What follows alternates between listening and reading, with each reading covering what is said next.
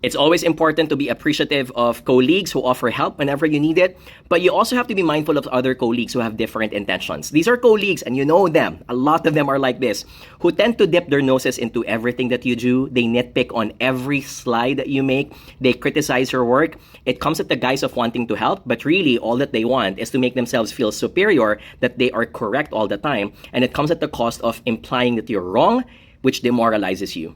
So you have to set some healthy boundaries. You have to push back. Whenever the situation happens, I'd say something like, Sheila, thank you for this tip. I'll consider your help. If I need further assistance, I will let you know.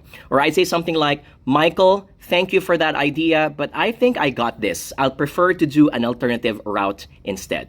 So setting healthy boundaries isn't about not wanting to socialize with others. It's about creating your own space so you can stimulate your own autonomy and creativity.